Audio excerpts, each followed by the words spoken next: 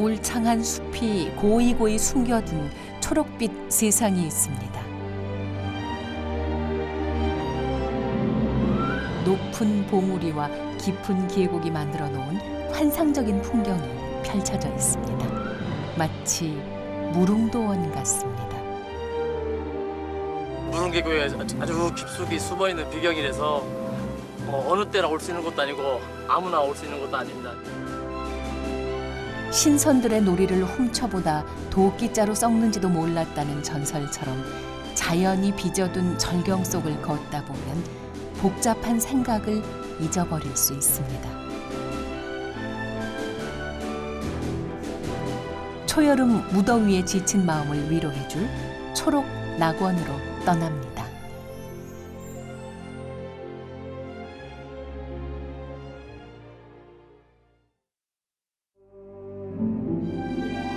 삼척시와 동해시 사이에 우뚝 솟아있는 두타산입니다. 해발 1353m의 높이만큼 깊고 긴 계곡이 이어집니다. 14km나 되지요.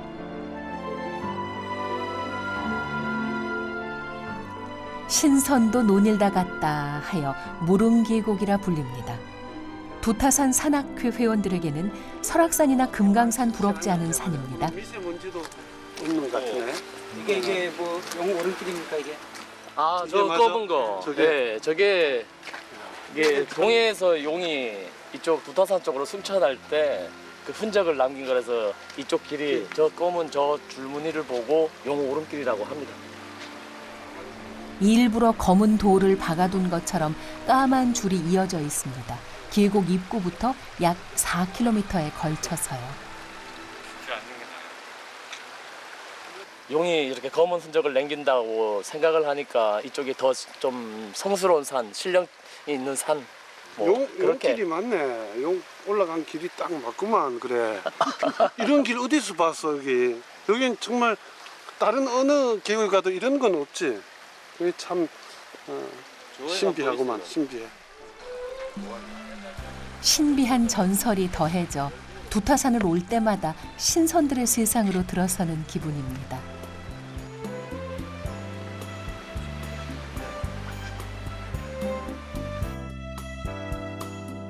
두타란 불가에서 비롯된 이름입니다. 속세의 번뇌를 버리고 수행에 전념한다는 뜻입니다. 힘든 길을 통해 깨달음을 얻어야 비로소 극락에 다다른다 하지요.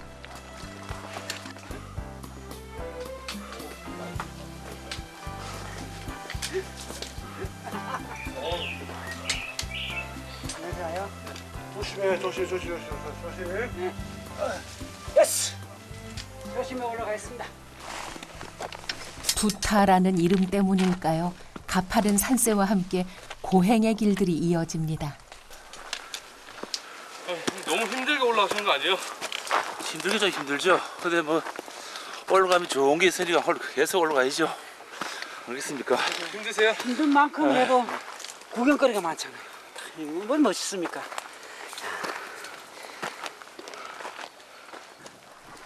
울창한 수풀이 끝나자 바위길이 이어집니다.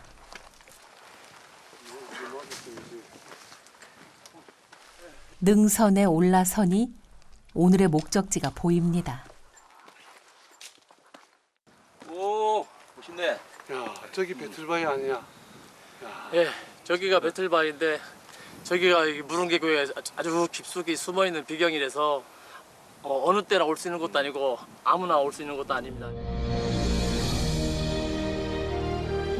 봉우리가 마치 삼배를 짜는 배틀을 닮았다고 배틀바위라 부릅니다. 선녀가 벌을 받아 이 땅에 내려왔다가 삼배 쇠피를 짜고 승천했다는 전설이 전해집니다. 갈수록 길은 더 험해집니다. 겨우 한 사람 오를 수 있는 정도입니다.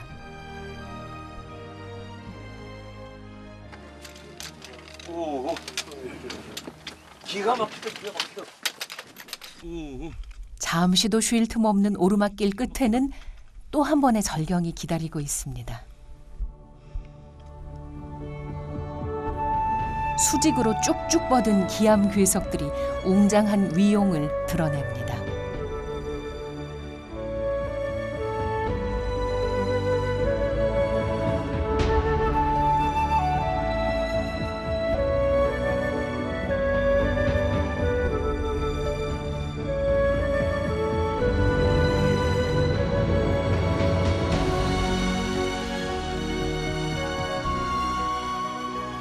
동해에서 융기가 돼 있는 산이기 때문에 특히 동쪽 사면은 바위가 우뚝 솟아 있는 그런 지형들이 많습니다. 동해와 삼척 사이를 뚫고 올라온 기암 괴석은 창끝처럼 날카로운 비경을 선사합니다. 두타산 동쪽은 바위와 돌만으로 된 골산이 대부분입니다. 삶이 그러하듯 오르막길이 있다면 내려갈 때도 있습니다. 우와, 죽인다, 죽여. 허가를 받지 않으면 아무나 갈 수 없는 길이기도 합니다. 바위 벼랑을 곁에 두고 있으니 조심 또 조심해야 합니다.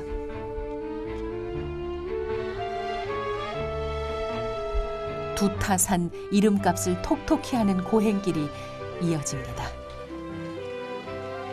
깨달음은 쉬이 얻을 수 없는 법인가 봅니다.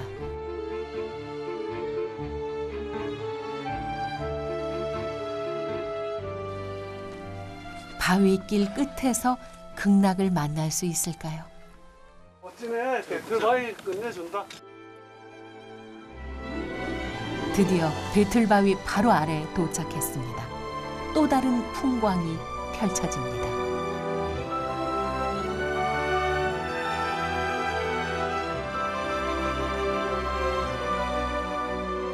신선이 머물렀다는 전설을 품고 있는 두타산은 백두대간 등줄기에 위치합니다.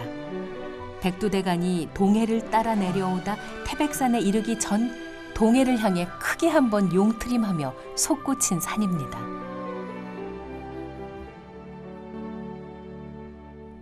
배틀바위는 직벽이 100m가 넘고 기묘한 바위들이 즐비합니다. 한국의 장가계라고도 합니다. 반갑습니다. 이야, 다 왔네. 그야말로 자연이 만든 예술품이지요. 하기도 앉아있네. 영동 지방에서는 아직까지 산전기가 안 빠져나갔다는 데가 바로 이 두타청옥산이라고 그래요. 두타산과 마주보고 있는 청옥산은 극락의 7가지 보석 중 하나라는 청옥에서 비롯된 이름입니다.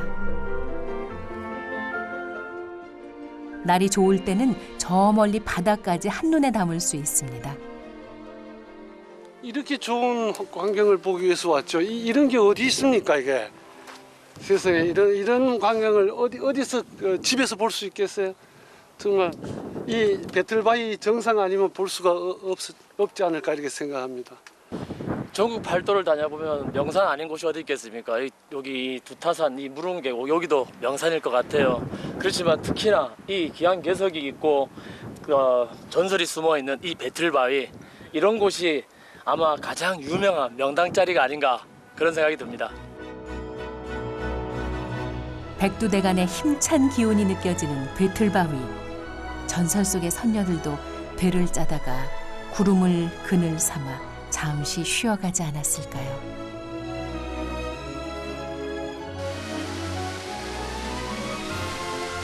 두타산의 바위 절벽은 능선에만 비경을 만들어낸 것이 아닙니다. 아, 폭포에 오네. 시원하고 좋네. 그동안 땀 흘린 게 다 씻어지는 것 같구만. 아, 속이 시원하고. 아이고 시원하다. 아, 시원하다. 용이 승천하면서 남겼다는 용추폭포입니다.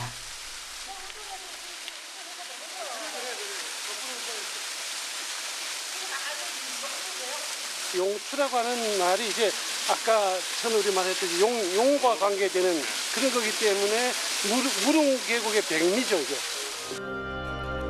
아래에서는 볼 수 없지만 용추폭포는 상중하 3단으로 이루어져 있습니다.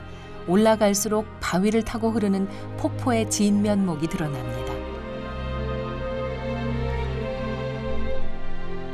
두타산과 청옥산에서 흘러온 물줄기는 한 군데에서 만납니다. 그래서 쌍폭이라고 불립니다.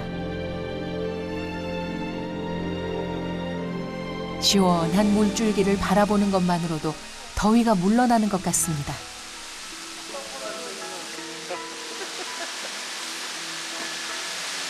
오지이기 때문에 그리고 인적이 드문 곳이기에 우리가 경험할 수 있는 새로운 여러 가지들이 있기 때문에 오늘 산행에 큰 의미가 있다고 봅니다. 이곳이 무릉도원이구나 하는 생각이 절로 듭니다.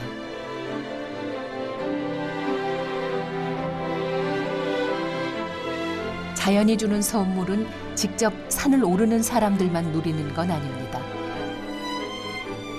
그 곁에 기대어 사는 이들에게도 마찬가지입니다. 김시호 씨는 4년 전 두타산 자락에 터를 잡았습니다. 그러니까 또 올라왔나? 올라갔지. 바람이 많이 불죠 오늘. 많이 분다. 오늘 같이 바람이 부니까 산들산들한 게 춤을 추듯이 너울너울.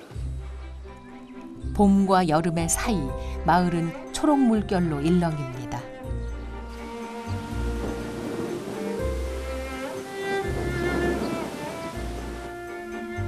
이 땅은 시호 씨가 태어난 고향이고 여전히 부모님이 살고 있는 땅입니다. 그래서 돌아왔습니다. 참 그리웠던 풍경이고 항상 5월달 이맘때만 볼 수 있는 좋은 풍경 같습니다. 어머니와 함께 걷는 이 길이 그리웠습니다. 해마다 이맘때면 어머니는 초록물이 듭니다. 고려 엉겅퀴 때문입니다. 우리에게는 곤드레라는 이름이 더 친숙하지요. 아이고 큰 사이를 했지 뒤태산 보고 거기 가서 나무를 많이 뜯어가지고 왔지요. 뭐. 곤드레도 있고 뭐 여러 가지 있었지. 이제는 힘들게 두타산을 올라갈 필요가 없지만 곤드레는 어머니에게 소중한 존재입니다. 오늘은 신이 신었지만 도선만 신고 가서 살살 땡기지요. 농사를 짓기 위해 돌아온 아들이지만 밭 근처에는 얼씬도 못했습니다. 제가 하면은 이거 엄마가 손을 못 대게 해요. 옳게를 뭐하이 그러지요. 내가 해야 마음에 들지 아들은 옳게 뭐해요. 아니 농사 할 줄 몰라요. 아 그래요? 예, 제가 농사를 얼마나 많이 하는데 옛날식으로 안 해서 그렇지. 옛날 농사는 할 줄 몰라요. 지금 농사는 해도 약초를 해요. 약초를. 여는 농사는 안 해요. 아들은 약초를 키우며 힘쓰는 일은 돕고 있지만 곤드레 수확만은 어머니의 몫입니다. 이 봐봐요. 한번 웃어봐요. 예? 아 웃었어. 이거 보고. 시호 씨는 어려서부터 농부가 꿈이었습니다. 부모님의 반대에도 농업대학까지 진학했습니다. 한국에서 못할 거면은 외국에 나가서 한번 농업을 해야겠다. 그래가지고 이제 농업 선진국 뉴질랜드를 갔었는데 역시 물들고 낯선 곳에서 어떤 농업을 한다는 게 한계가 왔죠. 어떤 가장 그리운 게 어떤 향수, 고향의 흙냄새, 바람 느낌. 그래서 이제 여기 와서 올해 4년 차가 되네요. 돌아와서야 깨달았습니다. 어머니의 땀이 배어있는 이 땅이 그리웠음을 말입니다. 때문에 정든 풍경과 어머니의 모습을 부지런히 기록하고 있습니다.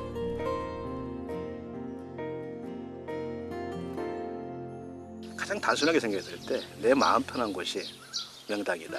낯설지 않고 어렸을 때부터 쭉 보아왔던 풍경. 어렸을 때 가장 행복했던 시절이 우리가 봤을 때 5살, 6살 때 빨가벗고 여름에 뛰어놀던 그 주변의 풍경들.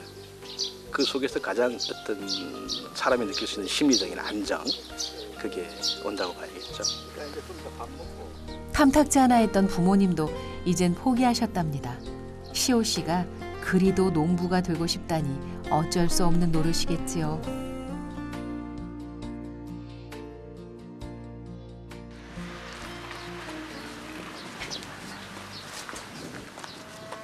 아, 왜 나와 있어요? 오늘은 바람 쏘는 시원하고 좋네. 부모님 곁으로 돌아온 아들은 아버지의 말벗 역할도 톡톡히 하고 있습니다. 무뚝뚝한 아들에게 고소함을 더해준 것은 고향 땅의 추억이었다죠.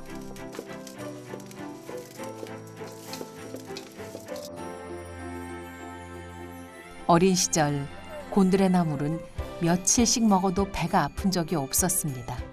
시호 씨에게는 밥처럼 익숙한 나물이었지요. 근데 사람이 죽기 전까지 마지막까지 기억하는 게 그 엄마가 해준 그 손맛이라고 하더라고요. 이 객진아가 제일 이제 그리운 게 고향의 산화도 그립지만 결국은 음식. 제가 보는 명당은 그거 마음 편하게 어떤 이 음식을 주변에서 나는 것을 먹고 그걸 먹고 일을 하고 또 사람들을 만나고 이제 살아간다는 거. 시호 씨에게 명당은 추억이 가득한 땅입니다. 떠나서야 비로소 알게 됐습니다. 바람 부는 날이면 더 그리워지는 땅. 여기는 초록 낙원입니다.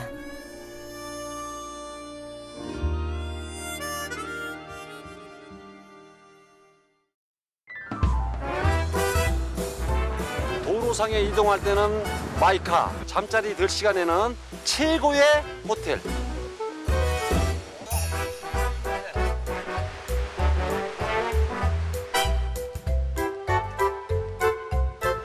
5월의 단풍에 취해서 이렇게 가는 거예요. 아, 여기가 바로 천국입니다.